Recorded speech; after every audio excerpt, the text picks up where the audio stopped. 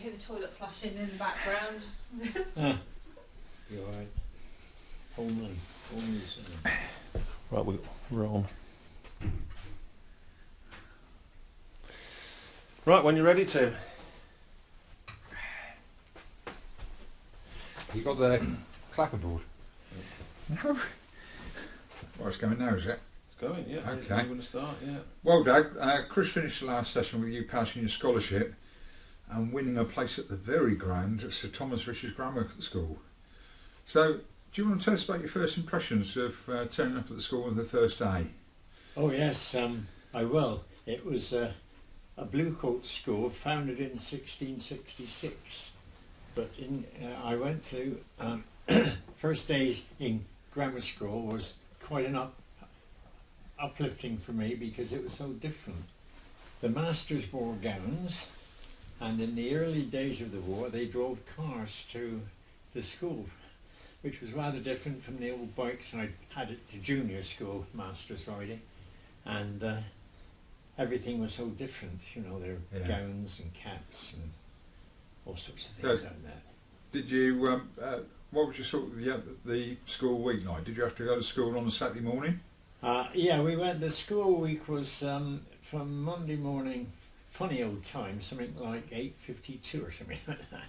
But and then we also worked, went to school on Saturday mornings, and in the first 2 years of whilst I was at school, you had Wednesday afternoons free. But after the second year, you had to have sports on Wednesday afternoon, so you're virtually at school from Monday morning till Saturday lunchtime. Oh right, yeah. So what do you remember about the teachers? Did you have ones you liked? We had several I liked. Mr. Simpson was quite nice, and the headmaster, Mr. Veal, he was a nice man.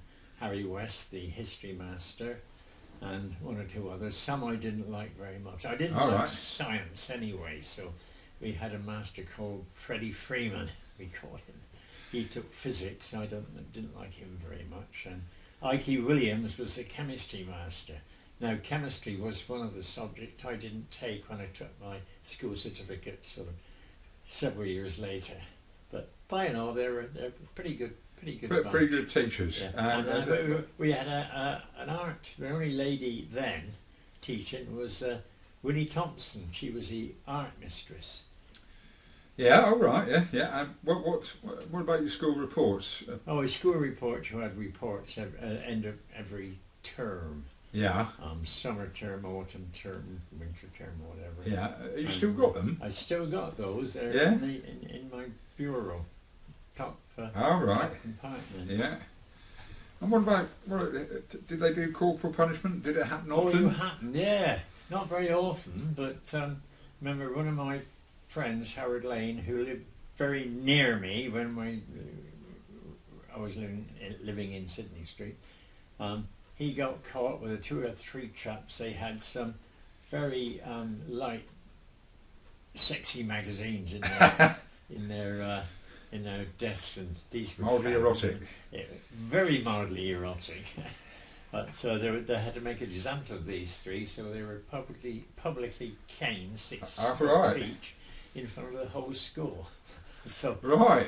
I don't think anybody had those magazines in their desk anymore. No, I bet they didn't. It was quite a varied life by the sound of it at school. What would you say was your favourite subject? My favourite subject was art. I loved art, and we did all sorts of art, mostly watercolours. I liked French. I liked oral French, and I also liked geography, which the headmaster actually took that class. Oh, right. Because we had all separate rooms in the school. You had a geography room and an art room and a history room, and you know those laden down with your school satchel with the necessary books in. Yeah, so it's different to. There were about 3 periods in the morning, about 40 minutes, and 2 in the afternoons, about 40 minutes. Right. That's a bit different to Minsworth then, because we're all in one room. So why did those teachers you didn't like then, Dad? Why was that? Were they? Well, I didn't like the subjects really. It wasn't the teachers really. But, Yeah. You found them a bit laborious. Yeah, but they're all competent. Well, that sort of school, they would be. We They would used be to have, good, wouldn't that they? was another thing we had when I went to grammar school. Was a break at mid-morning, about 10:30, and we used to have bottles of milk and buns brought in from a nearby confectioner. Oh, right. It cost about a Oh, penny right. or something. I bet they were enjoyed. Yeah, they were. And years ago, you told Chris about how you protect your water bottles from other pupils when going. Oh yeah, doing when you sport. went sports, football, cricket, rugby, you took a bottle full of water. What you used to do, you used to spit in it so that nobody else would touch it except you. And that was a game. Wasn't it? Yeah. I was interested into sports, inducted into sports quite dramatically then, because I'd never wore whites for cricket or proper outfits for soccer or rugby, so it was all very new. I find it interesting that you ended up as an accountant, but you didn't mention maths, was you? Oh yeah, I took maths. But you didn't mention it as a favourite subject. I don't think it was my favourite subject, but I quite like maths. Oh, right, okay, that's good. Yeah, Geography and geometry and maths and arithmetic. And did you have to wear? You had to wear a school uniform all the School time. uniform, every day in the year.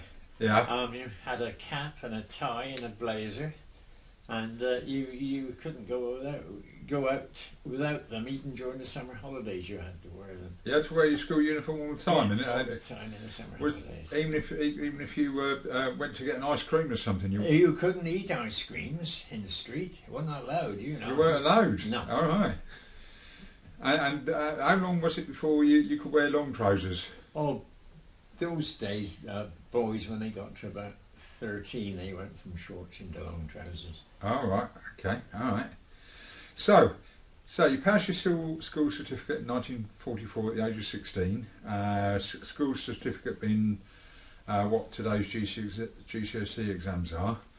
But it was structured differently, wasn't it? You didn't pass or fail individual subjects. It was all together. You had passes in various subjects and also distinctions in various subjects and credits. But you had to pass, and you had to take about 8 subjects. Compulsory was maths and English. And if you didn't pass your maths and English, you had to take the whole damn lot again in 6 months' time. Yeah. But, So it was quite. anyway, fortunately, I passed, and I got a credit in French language and also a credit in art, I think it was. Right. Okay. Did you stay on to the sixth form? Yeah. After I finished with the 5th form and got the school certificate behind me, you went on into the 6th, which was divided into 2 sections. There was a general section and another section. The other section were pupils who'd taken their school certificate, wanted to study for the upper school certificate, and that was a sort of an introduction to university. But I went into the general section waiting for find a job. Right. Yeah. How did you find a job? We Well, know I you ended know up working for a bank. Round about, it was end of 1945, Mr. Veal, the headmaster, got in touch with me. There's no telephone, Sammy, by letter it was, and said there was a vacancy at Barclays Bank in Gloucester for a junior clerk.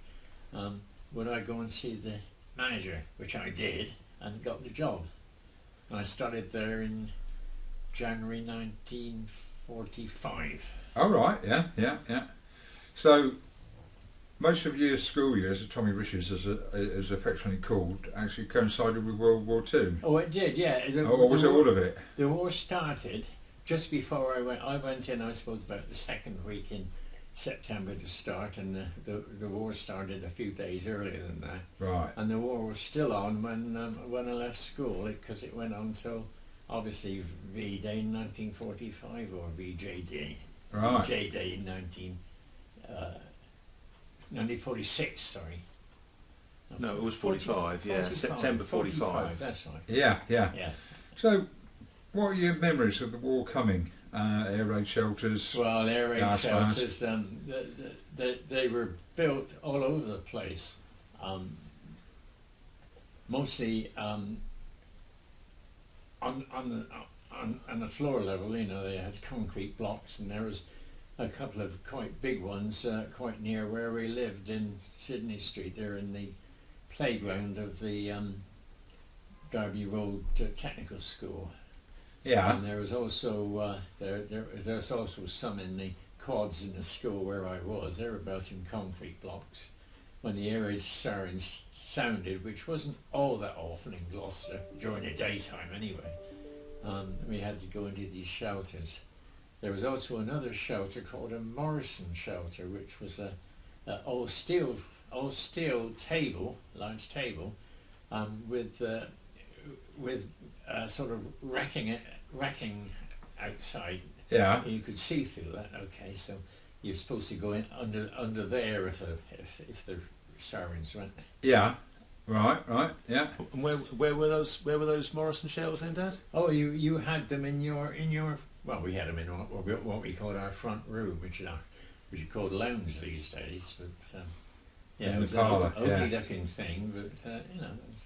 So if I remember rightly, Gloucester was quite an important target for German bombers. It was, well, a fairly important Because target. the bombers were, the fighters were made locally. Yeah, the Gloucester Aircraft Company, before the war, my dad had jobs were scarce, and he used to go around on a bicycle with books and loan out books for twopence a week or somebody all over the place. He used to go on that bike. But one day in the week he did the round, which was by Gloucester Aircraft Company. Oh yeah, And yeah. I used to go with them on my bike. I suppose I was 10ish then, and you could a road by just on the airport was you could see the Gloucester Gladiators being test piloted. You know, they'd go on Oh right, yeah, test yeah. flights. So we used to watch those. Of course, it was a target for the German bombers. They bombed it several times because they used to make Hurricanes there as well. Right. And the Gloucester docks were also fairly active, so they had a couple of bombers on that. They were targeted. Yeah. Right.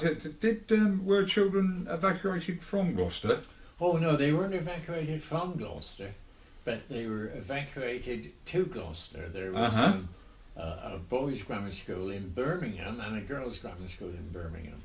They were sent down to Gloucester, and the boys, there were two boys' grammar schools in Gloucester, Sir Thomas Switch's and the Cripps, and they were had evacuees from Birmingham, both of them, and as did the girls' high schools. And we had from Birmingham we had a grammar school, Reginald Dixon's grammar school, and we accommodated them by all the Gloucester pupils having the school in the morning, and in the afternoon going to various church halls, and then the Reginald Dixon Grammar School, they went to church halls in the morning for their classes and village halls and that, and in the afternoon they had the school. So that's Right. that. We didn't really mix. You didn't really mix up because you're different schools. Well, yeah, different areas. Yeah, yeah. Strange, that, isn't it? Because today they probably would make an effort to mix them, so it's Oh, just yeah. different. Yeah. You know, keep them Yeah. separate. Was Yeah. what, Did you ever have to wear a gas mask? Well, we had gas masks issued in, I think it must have been 39, something like that. There was sort of ones for babies and then ones for adults, and you know. Right. And did you ever see any German bombers in the sky? Well, I did. Must have been about 1940. I was sat on the loo, outside loo in Sydney Street. There was a door to the loo which I had open because there was a shed in front of the loo, so nobody could see you. And I was sat there, and a German two-engine bomber went over about 2,000 feet. Yeah. I saw him very well with the black crosses on its wings. Yeah. And when we were at on a cross country, I saw bombs from a German bomber going onto Gloucester. Yeah. The bomber was shot down, but when I got home, a bomb had landed in the next street to where I lived. Oh right, yeah, yeah. Okay, so Rationing. what about telling us a bit about our family at war? Well, Uncle Bernard, he was in the Air Force, Oh, wasn't Uncle Bernard was in the RAF. He served in the RAF regiment guarding aerodromes. he? Yeah, And he was in the Air Force until demobbed at the end of the war. yeah. But he served in Lincoln and Isle of Man and North Yorkshire Oh yeah, and also Western-super-Mare. He finished up a flight sergeant. that's quite a senior NCO post, isn't Quite it? a senior NCO Yeah, position. yeah. And What about Uncle Lewis? Uncle Lewis was, he had a reserved occupation because he was delivering food to various shops and warehouses and that during the war. Right. Uncle Bill was, he was a carpenter by trade, but he was sent to Bristol to be, go on onto a munitions factory, turning out whatever. And then he was caught up and was in the army in the RASC Right. until virtually the end of the war.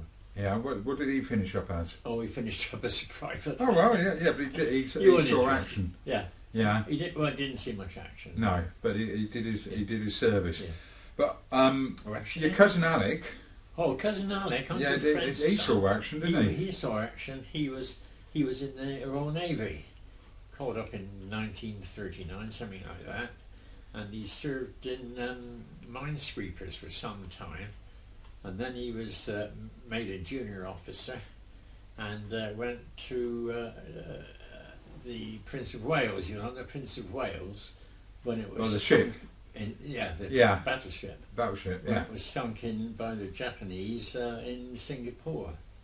He was fortunate because he was one of the not too many who escaped, and interestingly enough, he escaped because there was a destroyer pulled up alongside the battleship that was sinking, and lots of the battleship crew managed to jump off onto this destroyer's deck. So he was saved then, and he served the most of the rest of the war in Ceylon, Sri Lanka. All right. And Yeah. then he finished up as a lieutenant commander, which is quite a highish rank in Yeah. the Navy. Yeah. Yeah. But he was saying, he didn't say much about it, but he said one of the worst things was you had to batten down the hatches and people were inside Yeah. to stop the boat sinking so quickly. So he said that was very distressing. Yeah. I bet it was. Yeah. Yeah. Yeah. His wife, Olive, was an ambulance driver in Nottingham during the war. She was all through the Blitz in Nottingham. All right. Yeah. Yeah. Mary, Alec's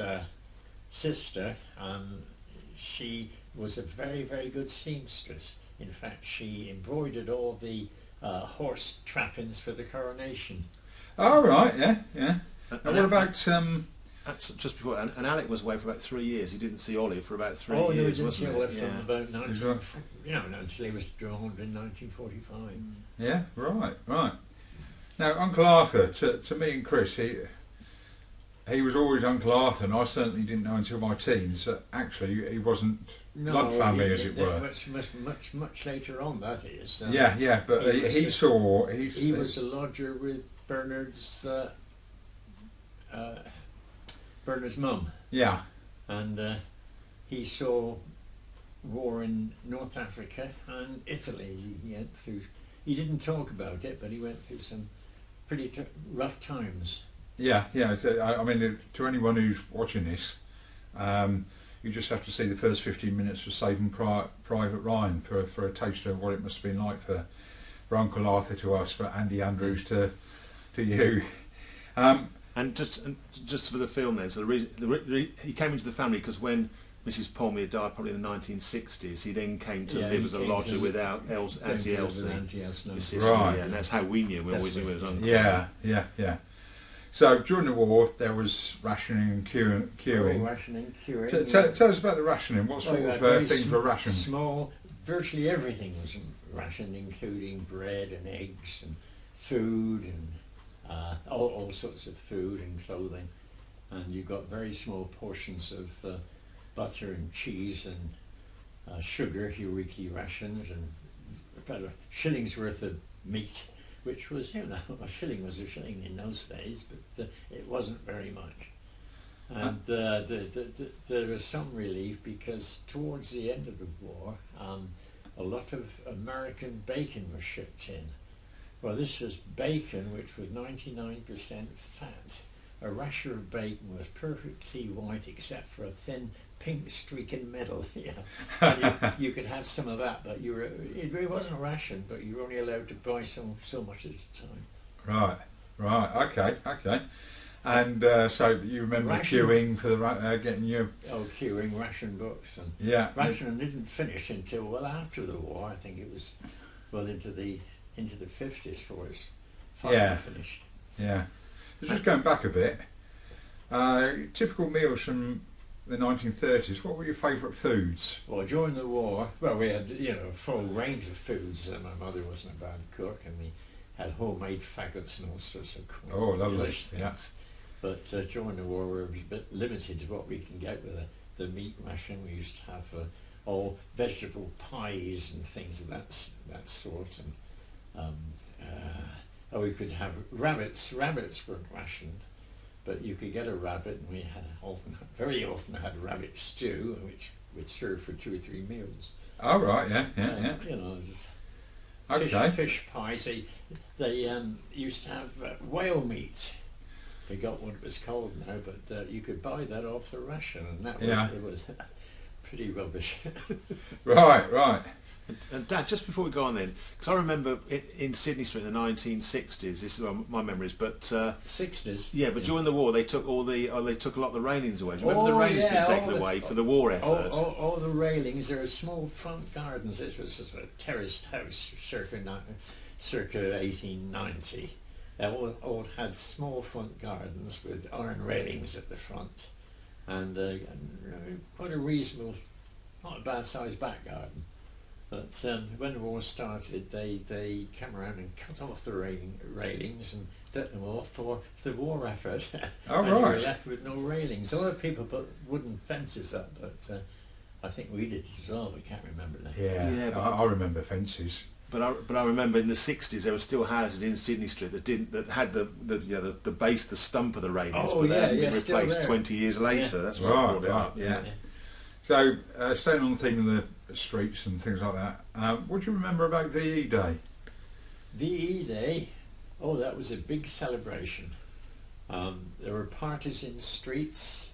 You took took all the tables out and trestle tables and then cake and whatever, what you could get, and there were big rejoicings in the town at night. The young elements used to go around setting off bonfires in the middle of the road. You know. Oh, right, yeah. But anyway, it was good fun. Were you one of those young elements? No, I wasn't. No, you're a good lad. Okay, well, thanks, Dad. So, 16 in January 1945, just to sum up, next time we'll talk about your being called up in September 46 and going abroad for the first time. So, thanks for your time, Dad. Okay, that's fine. Any time at all. Of course, that'd be some time. Finished.